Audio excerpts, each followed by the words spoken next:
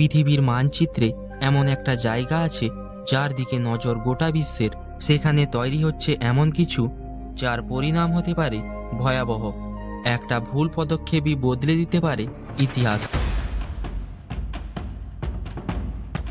সেই দেশের বিজ্ঞানী একে একে খুন হয়েছেন, কখনো রাস্তায়, কখনো চলন্ত গাড়ির ভেতরে। তার গোপন প্রকল্পে হামলা চালানো হয়েছে ভাইরাস দিয়ে, ড্রোন দিয়ে, এমনকি স্যাটেলাইট থেকেও। ওই দেশটির নাম ইরান।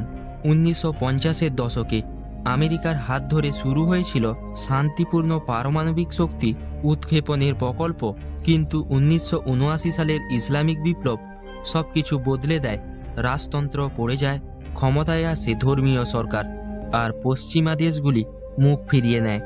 এরপর শুরু হয় গোপন গবেষণা। কিন্তু 2002 সালে পাওয়া যায় একটা গুপ্ত ফ্যাসিলিটির তথ্য, যার পর সারা দুনিয়া ছড়িয়ে পড়ে আতঙ্কে।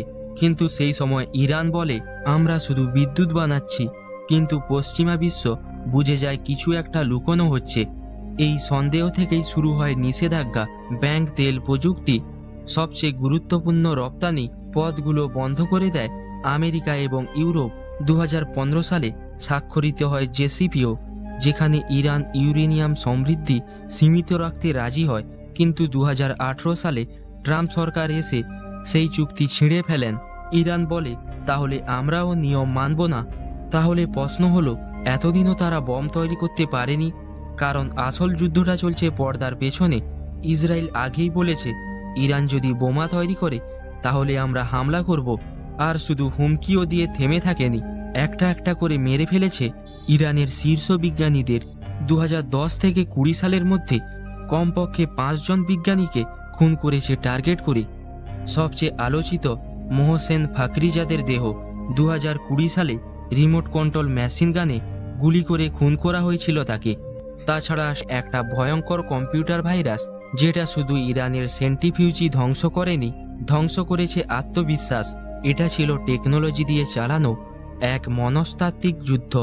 ইরানের কাছে প্রযুক্তি আছে, ইউরেনিয়ামও আছে, কিন্তু নেই নিরাপদ সময়, নির্ভরযোগ্য বন্ধু, আর নেই সেই সাহস যা দরকার পারমাণবিক অস্ত্র বানাতে। কারণ তারা জানে, একটু এগোলেই খবর চলে যাবে ইসরায়েলের কাছে। আকাশ থেকে পড়তে থাকবে হাজার হাজার মিসাইল, জেগে উঠবে গুপ্তচরের সংঘাত। এই ভয়টাই আটকে রেখেছে ইরানকে। কারণ পৃথিবীর শক্তিশালী গোয়েন্দা সংস্থা ইসরায়েলের মোসাদ ছায়ার মতো পিছু করছে, এবং তার সঙ্গে আমেরিকাও, যার জন্য পারমাণবিক অস্ত্র ইরানের জন্য স্বপ্নের মতো। ইরান কি পারমাণবিক অস্ত্র বানাতে পারবে তা কমেন্টে জানান।